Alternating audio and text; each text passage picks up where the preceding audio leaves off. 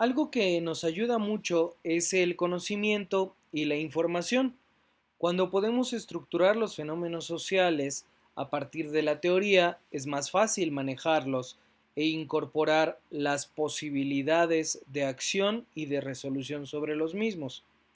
En este video vamos a hablar un poco de las características de la violencia que todos podemos manifestar en algún momento definido o en alguna circunstancia particular. Podemos entender como violencia esta actitud o impulso que tiene una intención por lastimar o por agredir o simplemente por manifestar emociones como la ira o el enojo, en ocasiones de forma desaforada. Vámonos a la página 122, en la cual podemos seguir el recorrido acerca de que tenemos siempre la opción de asumir una postura no violenta hacia los conflictos.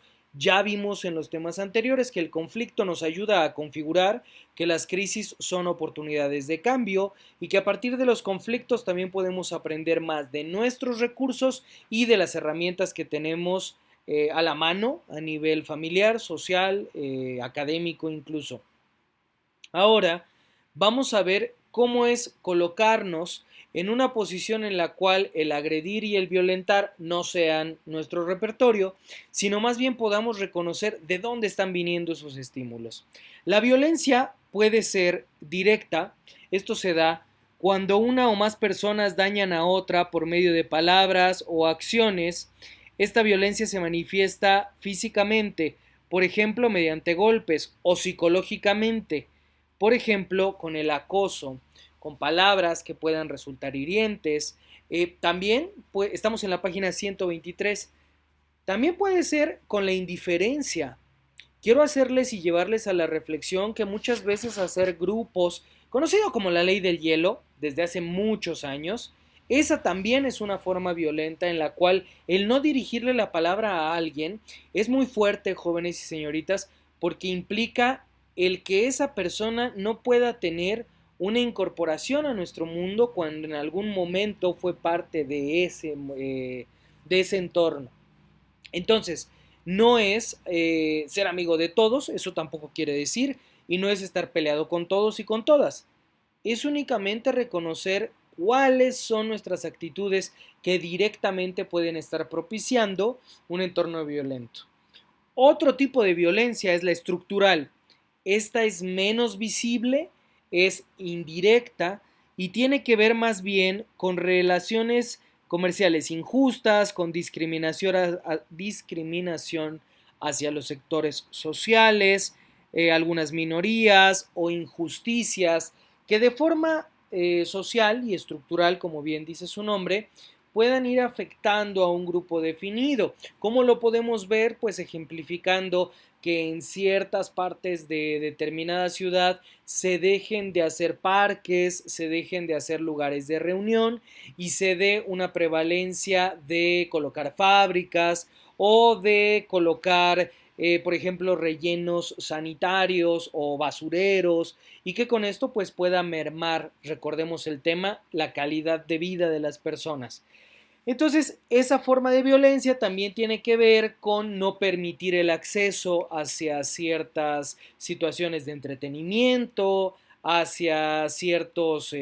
fíjense que aquí la reflexión que yo anotaba es cómo el entretenimiento para ustedes como adolescentes se ha vuelto violento en función de que es muy caro que ustedes puedan acceder a veces a los conciertos de los artistas que les gustan o ir a apreciar obras de teatro, incluso los libros o ciertos espectáculos, pues también empieza a ser violento como una determinación de por el costo, he escuchado estos boletos que a veces pueden resultar muy caros, que a ustedes les impiden el disfrute. Pensemos también todas las imposibilidades de pertenecer a la comunidad y de desarrollarnos integralmente como una violencia hacia ese tipo de accesos. Y por último hay una violencia cultural que es a veces sutil, pero que también daña y que puede determinar muchos efectos contradictorios. Ocurre cuando se legitima la violencia directa o la estructural como ya parte de la cultura.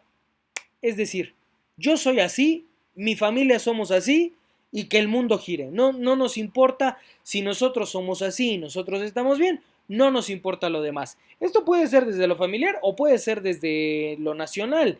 El hecho vigente que muchos países actualmente pueden decir, estas son mis políticas y si les gusta a los demás países. No me importa entrar en polémica. Entonces ese es un tipo de violencia cultural en el cual todos actúan validando formas directas o indirectas. Ese es el peligro sobre todo.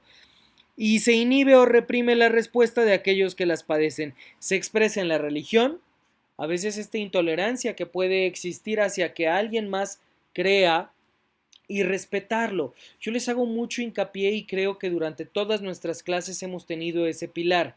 A nadie se le obliga a creer, pero todos tienen la libre oportunidad de tener una idea mística sobre la vida, ya sea porque sus padres o sus familias lo determinaron o porque ustedes sienten esa convicción. Pero sí me parece muy importante, a veces veo con tristeza, cómo puede haber chistes, memes o bromas sobre las creencias de las personas. Y sobre todo, las creencias son las que nos sostienen en muchos puntos donde la vida puede ponerse frágil o simplemente nos ayuda a calmar y apaciguar nuestro espíritu y a entender las posibilidades también amorosas que tenemos con el universo y con nuestros semejantes.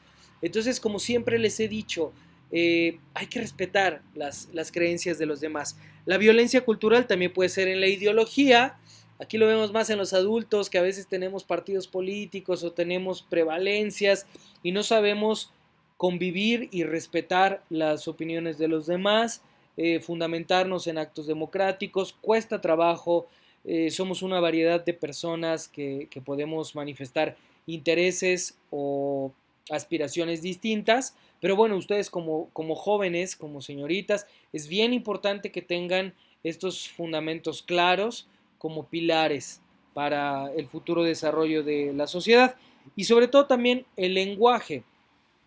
Esto es muy sutil, pero quería ponerles este ejemplo. ¿Cuántos de nosotros a veces, aquí estamos haciendo transversalidad con las clases de inglés, cuántos de nosotros y de nosotras a veces no participamos en la clase por el miedo de no tener el acento correcto o de no dar la palabra correcta? Yo les agradezco mucho incluso cuando a veces ustedes me corrigen y me dicen, profe, así no se dice o se equivocó. Y justo con eso quiero cerrar este video. Cuando hacemos objetivamente una aportación a alguien más, lo que buscamos es que crezcamos todos. El hecho de superioridad sobre tú te equivocaste, es tu error, eso no nos ayuda y eso crea un entorno violento. Ojalá que todos y todas podamos seguir reconociendo que entre más nos apoyemos y entre menos violencia haya, más cordialidad y más cultura de paz nos va a fortalecer. Que estén muy bien.